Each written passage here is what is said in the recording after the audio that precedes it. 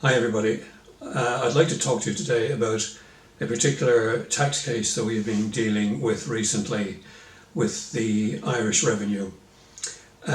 Just to give you some background, first of all, although we're based in the UK and deal mostly with UK tax, we do have some expertise in international tax law, particularly Ireland. In this case, the legislation around this particular matter is almost identical to the UK anyway. So if the similar case arose, it would very likely have this likelihood. In all likelihood, it would have a similar outcome. The background to the case is a substantial claim for accommodation costs whilst living and working in Ireland. The particular individual is a subcontractor in the construction industry. His domicile is Italian, domicile meaning the country to which you have the closest attachment. In most cases, that's generally the country where your father is born, although you can change that domicile, but it's difficult to do. Anyway, that's not really an issue in this case. His domicile is Italian. He lives in Spain with his wife and family. So he was working in Ireland on this particular contract, commuting every month backwards and forwards to Spain. The Irish tax legislation in this instance, which again is similar to the UK, states that a building site is a permanent establishment in Ireland for the purpose of establishing a business, and you are therefore obliged to register for Irish tax if the contract is longer than 12 months.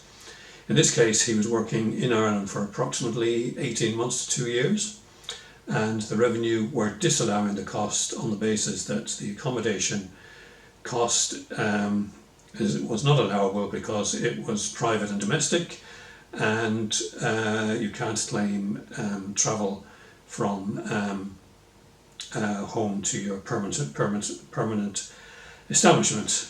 So we were backwards and forwards with them on this for some time, and our case was basically that it's a general principle of law that you can claim accommodation costs whilst working away from home.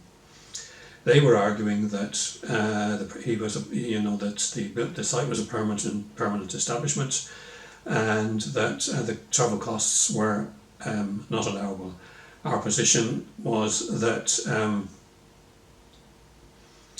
the permanent establishment argument in this case was not relevant, because that is a test under the double tax agreement between Spain and Ireland as to whether the income is taxable in Ireland, and had got nothing to do with the allowability of expenses. For expenses to be deductible, they have to be wholly and exclusively for the purpose of the trade.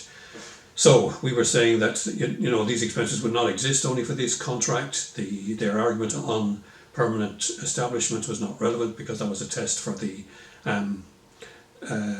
taxable, whether or not the income was taxable in Ireland in the first place, and that it complied with the legislation in this area on every level. So after about nearly a year of arguing with them, they accepted that. We did state initially that we considered the position to be straightforward and that we would take it to the commissioners if it wasn't agreed, but it was a lengthy argument, and although the matter was accepted at the end of the day, obviously the taxpayer had a considerable wait for his tax refund, basically. So again, I believe that this would be very similar in the UK. So anyhow, if you liked this, give it the thumbs up below. So just some thoughts for today. Thanks for listening.